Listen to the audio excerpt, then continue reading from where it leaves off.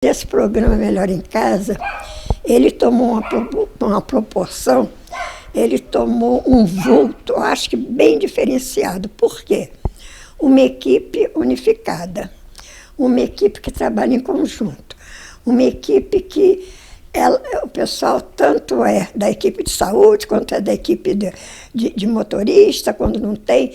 Quer dizer, é uma equipe que trabalha em prol do paciente. Dona Deia, de 81 anos, descreve com carinho a equipe multidisciplinar do programa Melhor em Casa.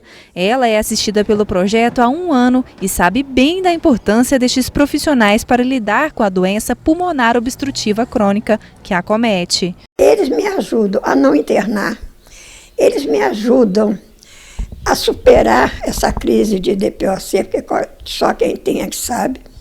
Eles me dão o apoio para que eu não permaneça no hospital, onde o tratamento é um tratamento totalizado, né, porque são para vários pacientes, onde eu não teria, talvez, o cuidado que uma equipe toda tem comigo para que eu consiga me restabelecer e sair da crise. Assim como ela, a equipe do Melhor em Casa, formado por médico, enfermeiro, técnico de enfermagem, nutricionista, fisioterapeuta e psicólogo, atende outros 38 pacientes. Nós temos os pacientes que são de curativo, que são diários, nós temos os pacientes que são visitados quinzenalmente, os pacientes que são visitados durante 30 dias e tem aqueles diariamente também, que a equipe de apoio dá esse apoio e vai durante a semana ou diariamente, depende do quadro do paciente. O programa que oferece este apoio aos pacientes acamados completa 1 ano em Caldas Novas, neste dia 20 de novembro. Que a data se repita sempre assim,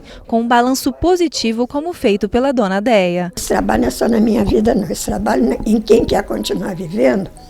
É um trabalho que você está dentro da sua casa, no conforto da sua casa, com o seu pessoal. Então eu acho que precisa sim, é de não deixar esse projeto cair, não perder os funcionários, não deixar, quando sair um de uma área, arrumar outro para botar.